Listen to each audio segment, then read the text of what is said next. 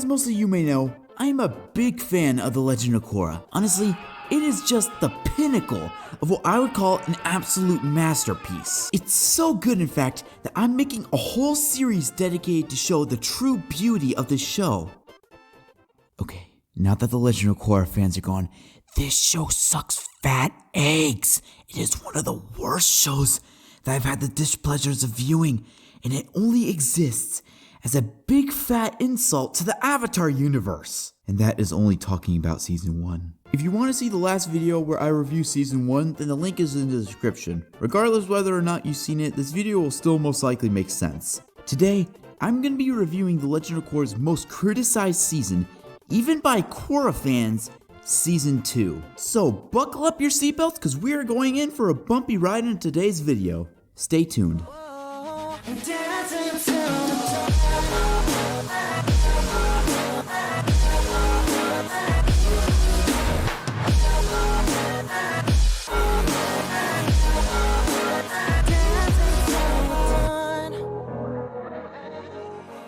Starting off with episode 1, they brought back pro bending. Well, I guess we should be prepared for some more epic pro bending filler content, am I right? Why?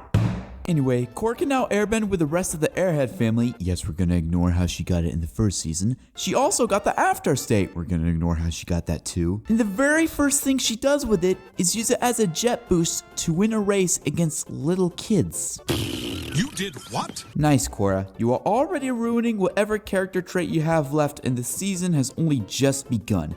If you wanted to go quicker, you should have just used the fart boost from Mario 3D World. Rightfully so, Tenzin's angry at Korra for treating the Avatar State as a fart boost. For you non-Avatar fans out there, let me remind you that the Avatar State gives the Avatar the knowledge of all the past Avatars. But if the Avatar is killed in the Avatar State, then the Avatar cycle would end. Originally, everyone would think that it's basically impossible to be killed in the Avatar State because of how powerful it is, and to this, I'd say that you are right. However, because Korra got the Avatar State in season 1 and there are still 3 more left, now the Avatar State has been nerfed significantly. But more on that later. Korra claims that she's mastered airbending when she still shoots airballs like fireballs. So clearly she hasn't mastered it. So Tenzin decides to take her on a trip in his favorite rocket ship, but Korra doesn't want to go because she ain't no Einstein. Great, more attention. Seriously, he's trying to help your ungrateful butt learn airbending. Just friggin' deal with it! Anyway, there's some dude from the Northern Water Tribe that we should care about for some reason, so I'm just gonna assume that he's gonna be the villain for this season. Also, hey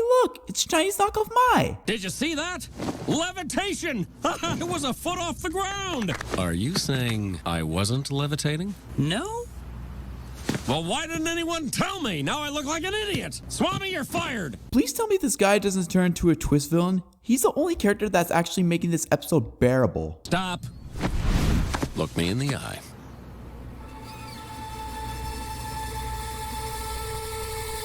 We got a deal!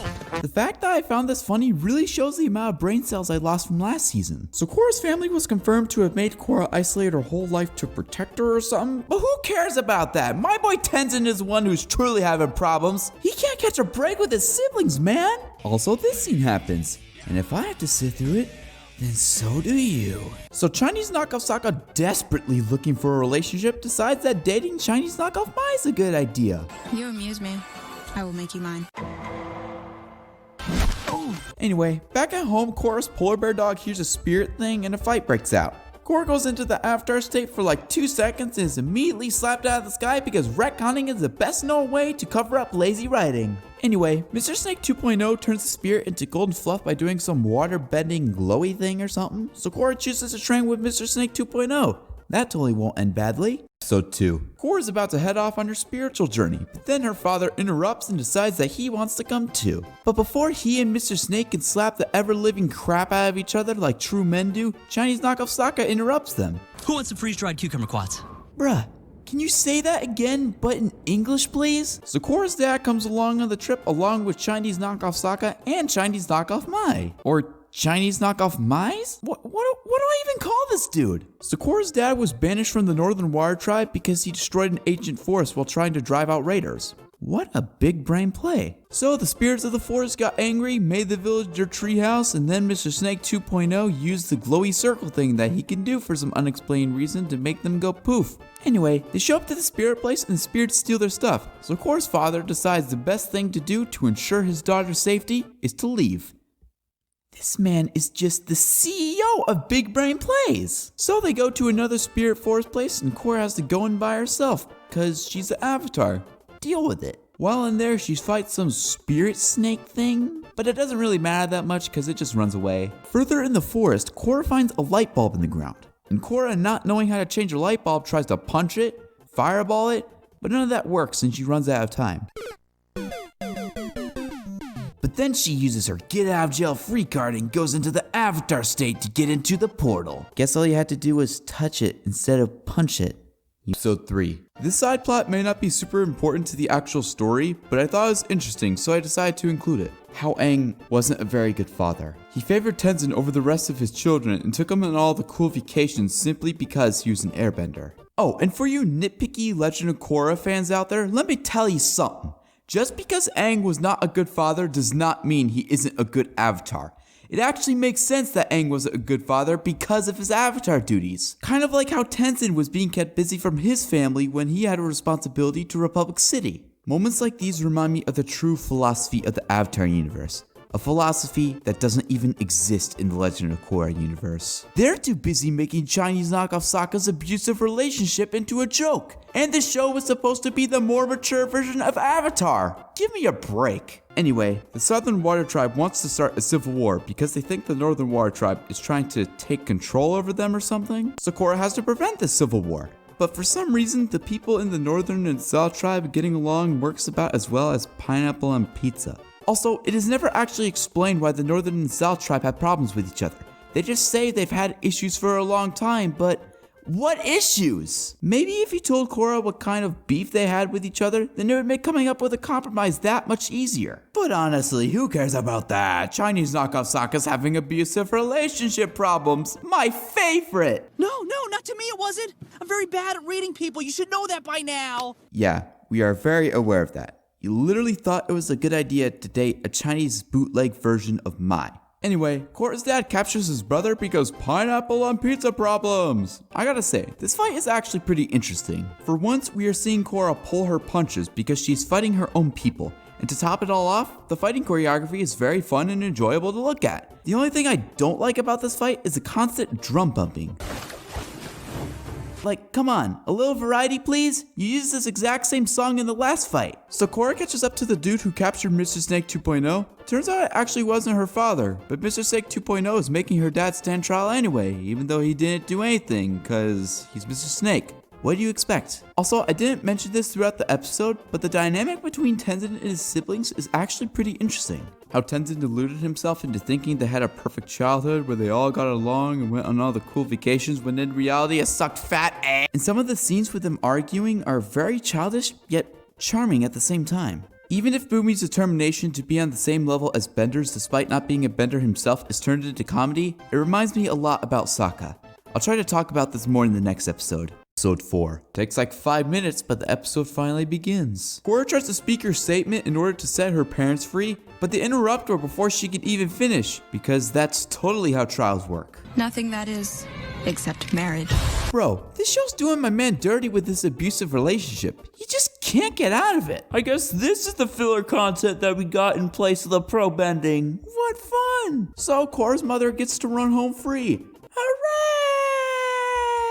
But Korra's father has to stay locked up because the plan was established at his house. Wait, doesn't Korra's mother live at his house too? I'm pretty sure Mr. Snake 2.0 just planned this from the start, because otherwise it just makes no sense. So Korra decides the only logical thing to do is interrogate the judge who locked her dad up. So she finds out that Mr. Snake 2.0 manipulated the trial because he wanted his brother locked up. And the fact that her father was banished from the north because Mr. Snake 2.0 is exactly what his name implies. Oh wow! What a twist! Who would have known? Also, these dudes have been in the same room for like the past 10 minutes. What the crap are they doing? Look, the only way to deal with crazy women is to lie big and leave fast. Lucky for you, Varrick's got your back. At least somebody has Chinese knockoff Sokka's back. So-called Team Avatar hasn't done crap to help him.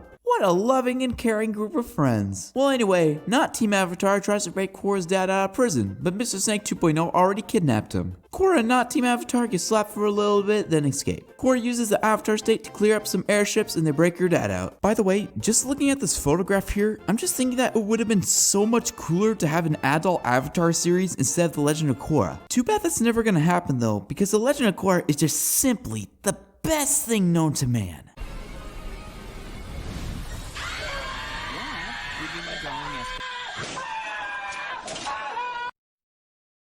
Episode 5. Bro, Chinese knockoff Mai is literally turned into a psychopath. This isn't comical, it's just stupid. So, some gangsters show up to blow up some buildings while Korra is leading a peaceful protest. This couldn't possibly be some of Mr. Snake 2.0's minions trying to frame the Avatar.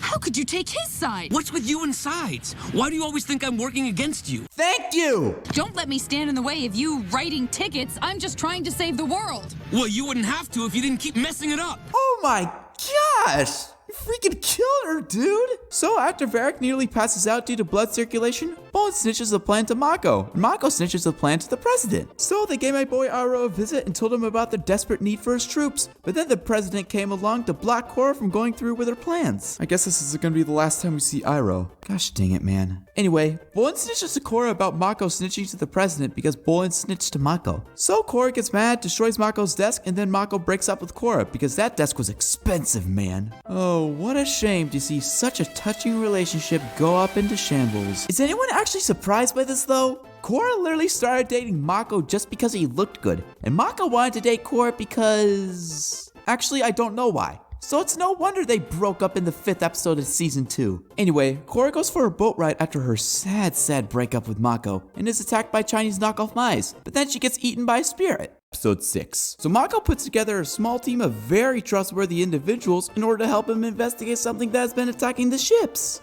Hey, Shady Shin! Mako says he broke up with the Avatar. Yeah, I did too. Can these guys just please die? So ever so shockingly, the dudes that Mako's not very fond of betray him. So Mako gets chased for a few minutes but manages to pull a Marty on the Biffs. And in turn, all of Asami's stuff is stolen. Then Mako and Asami get back together. How does the romance in this friggin' show work? So Mako finds out that Varrick was working against them the whole time. Please tell me this guy doesn't turn into a twist villain. Come on, man! Why did they have to pull this crap with Varrick? With Varrick! The one tolerable thing about this season has just gone up into shambles. Frick me, man. Also, after the whole episode, we finally find out that Korra got swept away to a sand island. Get away from me! How the heck did Korra breakdance in fast motion like that? Also, Korra lost her memory because plot! Episode 7. So Korra gets dipped into some magical spirit water and she enters the spirit world? So Korra lost her connection to the Avatar spirit because plot! So in order for her to regain her connection and get her memories back, she has to be introduced to the original Avatar named Wan. Why?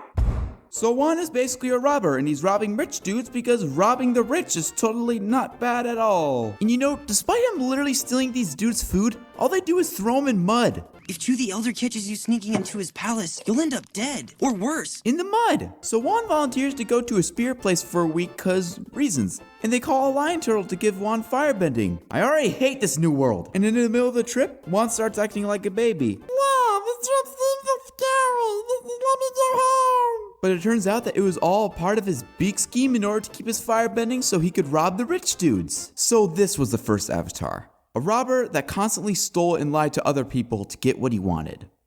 Okay, you know what? I actually like this idea. A scumbag that turns down a new leaf and becomes the Avatar. I can actually vibe with that. So, Wan leading a raid on the rich dude spares one of the small rich dudes, so then the rich dudes take him to this very creepy looking lion turtle that looks like it was made in a fan fiction and the lion turtle banishes him. But for some reason, the lion turtle doesn't take away his firebending. Okay. Yeah, just let the thief that's constantly robbed the rich dudes for his whole life in the whole city that made a big scheme to get the firebending. Yeah, just let him keep it. That makes total sense. This show really is all about the Avatar getting everything handed to them, and it is really starting to get old. So Wan gets attacked by a bunch of random spirits and tries to eat a pepper thing that turns into bees. He's just like every other human, ugly, destructive, and lacking any respect for nature. Well, at least somebody finally said it. That animal's our dinner.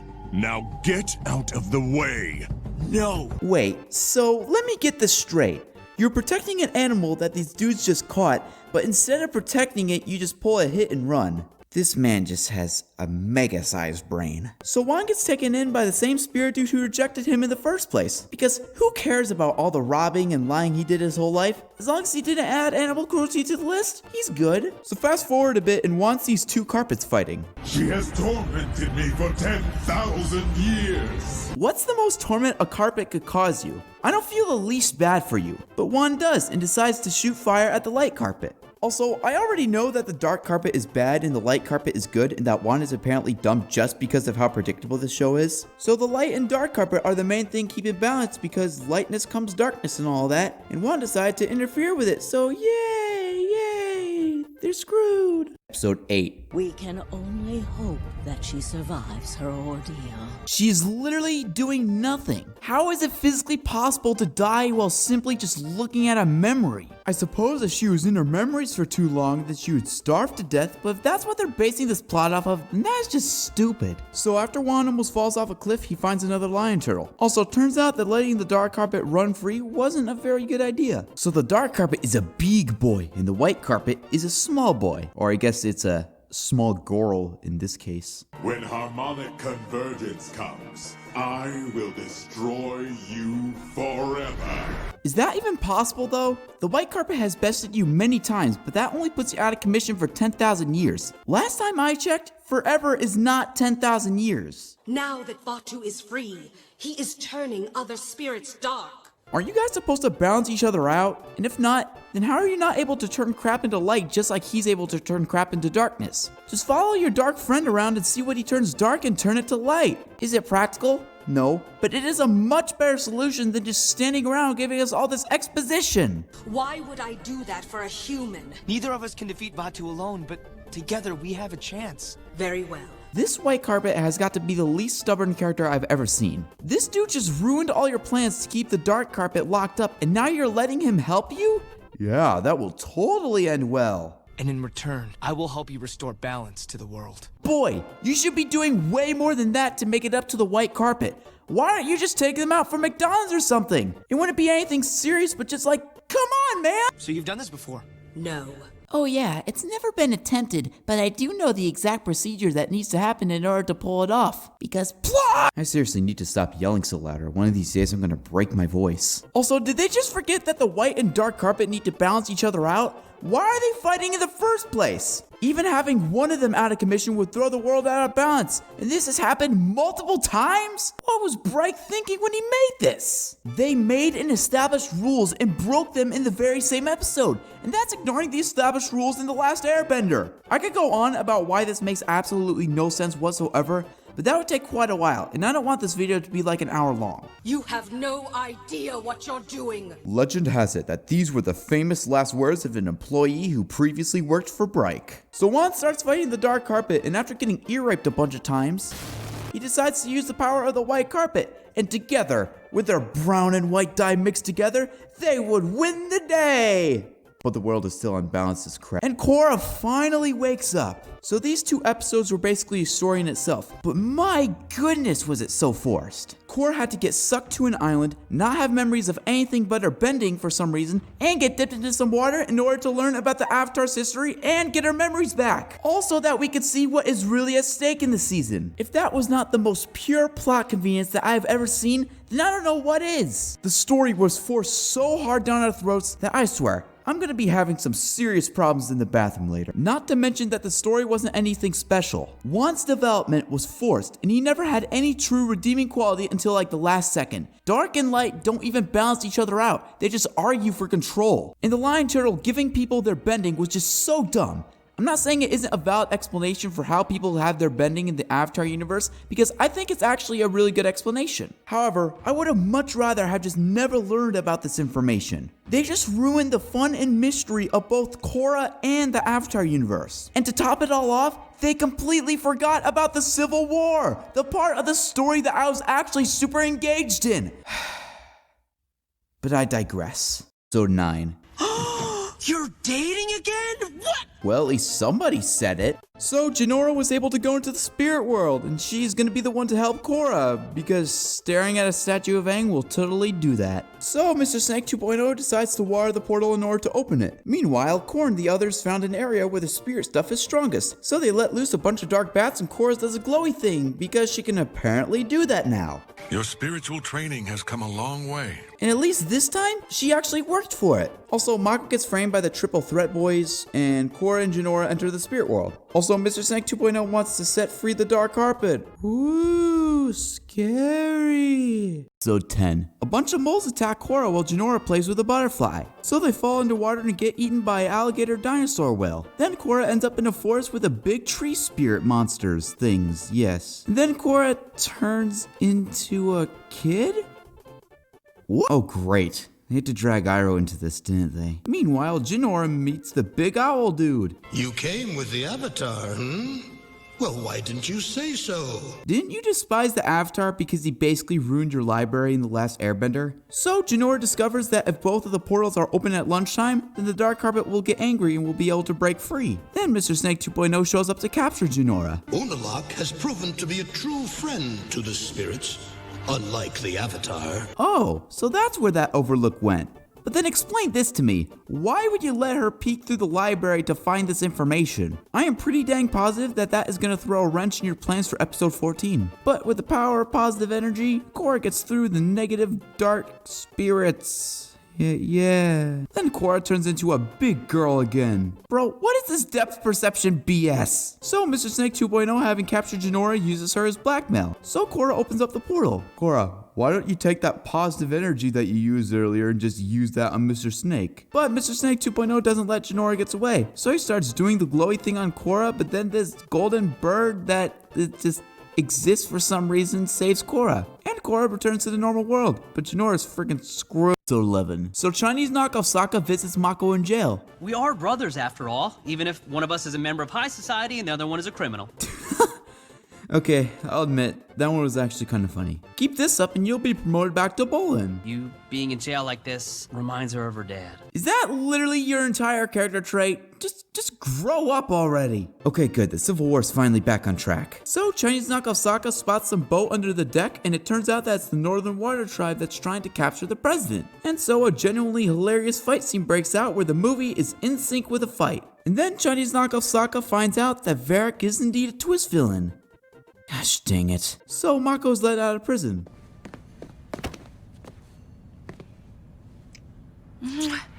Mako, I missed you so much. What? Excuse me. Didn't they break up in episode 5? Last I checked, Korra broke Mako's desk and he got angry about it, so they broke up. I am so confused right now. And clearly everyone else is too. Was it a bad fight? Yeah. Okay, Asami, if you're gonna act salty about Mako getting back together with Korra, just remember that you qualified yourselves as not dating anymore. So you can blame that on yourself. Mako, who got you thrown in jail? I did. Oh yeah, I guess that was a bad thing. Man, I really wish Varrick was not a twist villain. So we finally cut back to the Civil War, and now the Chinese knockoff Mai's join the battle. So Korra's father decides to 1v1 Mr. Snake 2.0, but despite his best efforts and his very loose grip, he was no match for Mr. Snake 2.0. Episode 12. So Korra and not Team Avatar make their way to the spirit portal and get slapped a bit. Boomy takes his spirit down with him, but I bet that he isn't even dead. Then Korra gets captured alongside her dad. The Avatar hasn't brought balance, only chaos. You are right, but you're actually wrong. It was never balanced to begin with because they just kept killing the dark carpet. When there's light, there's dark. When there's life, there is death. These things need to balance each other out because that's the natural order of things. However, destroying life? Are you dumb? The Avatar is literally the light carpet. Last I checked, the light carpet was the one that brought life. And together we will become the new Avatar. A dark Avatar. Oh, frick me. Is this what the season has turned into? A dark Avatar? Really? Bro, this is the crap that you would see in a fan fiction. The dark Avatar is such a lame and lazy idea that it would only be in fan fictions. But in an actual professionally made TV series? This show sucks, man. I cannot believe that they would actually follow the path of a fan fiction. It is honestly just comical if anything. This is so dumb. Also, turns out that Boomy is alive. What a surprise. Also, this fight scene is just hilarious. No music, no tension, just Boomy doing Boomy things. And then he plays his music to make the spirit fade and in turn ruin the fight. Anyway, Korra and Chinese knockoff Team Avatar try to convince Chinese knockoff Mize to let them go. Her father is the wisest man in the world. Okay, listen, wise guy. If your dad was actually the wisest man in the world, then why doesn't he know the difference between putting things out of order versus chaos? It is pretty clear that he has no idea what he is doing and he just wants to rule an empty world. So maybe instead of defending your father, why don't you not drive out the plot for another 2 episodes and just break them out already? Anyway, Boomy does more Boomy things with spirits and breaks literally everything in the process. And then he knocks down Chinese knockoff Mize.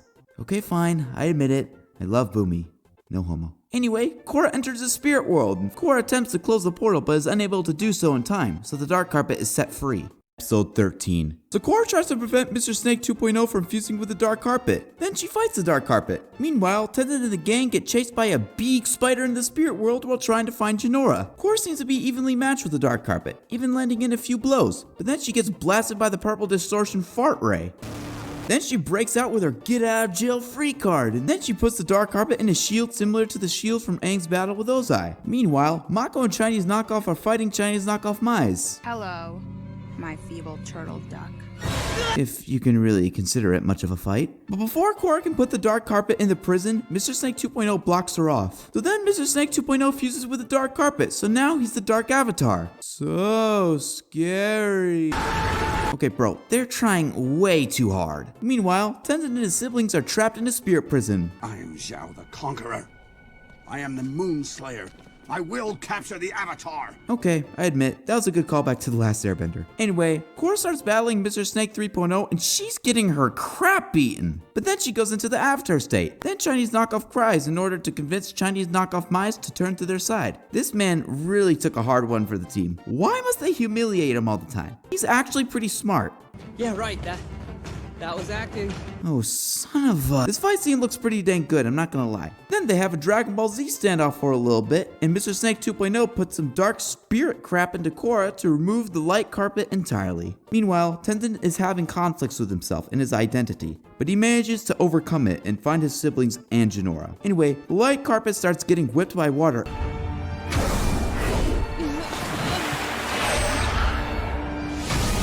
Why? How the crap has the show managed to make itself even worse? Only in the Legend of Korra universe would an avatar with all 4 elements get her butt beaten by a freaking waterbender who doesn't know jack squat about chaos versus balance. Korra only landed 1 blow, a single blow, even if that counts.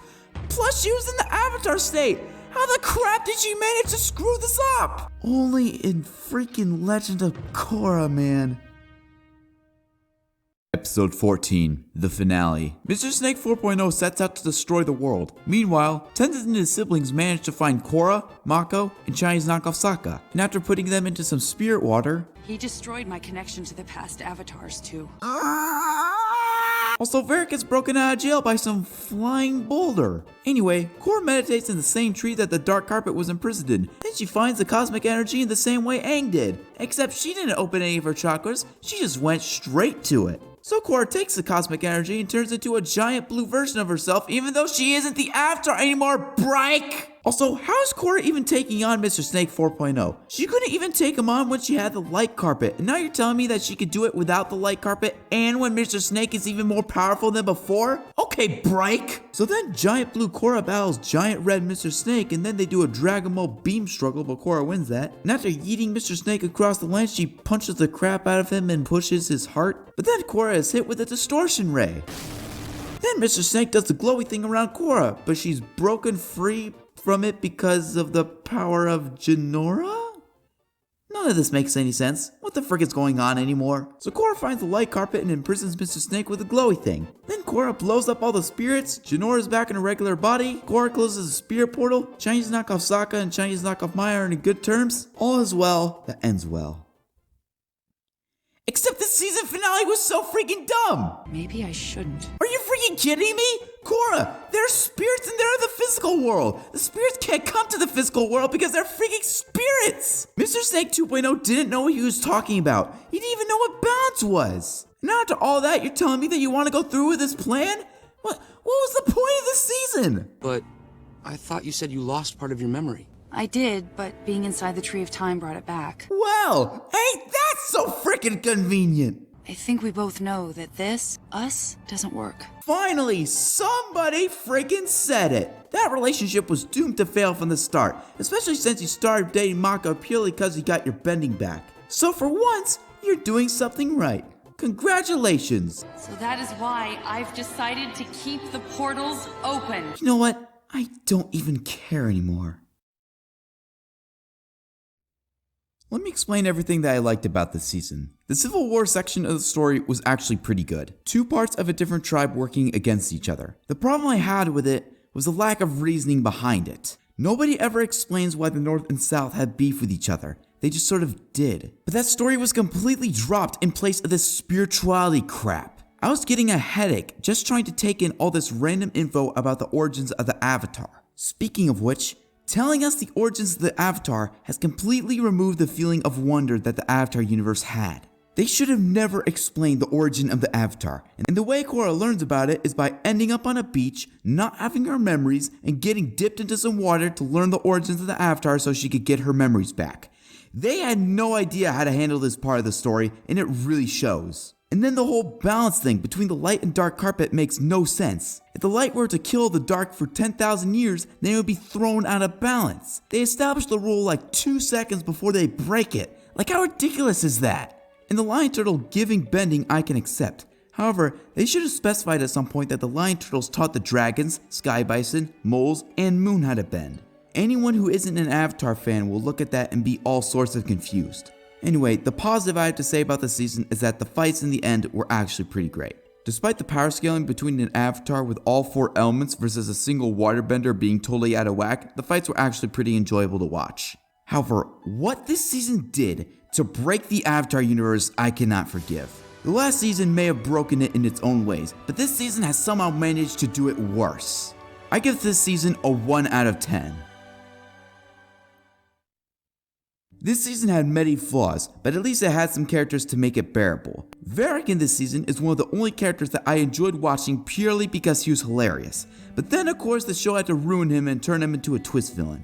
And the fact that they literally killed off all the past Avatars slightly killed me on the inside. But anyway, thank you for watching this video. Any feedback on this video, even hate comments, are appreciated. I just started making commentary videos like these not too long ago, so be sure to tell me what I'm doing wrong. That way, I can improve in the future. But anyway, thank you guys for watching this video, and I'll see you in the next one.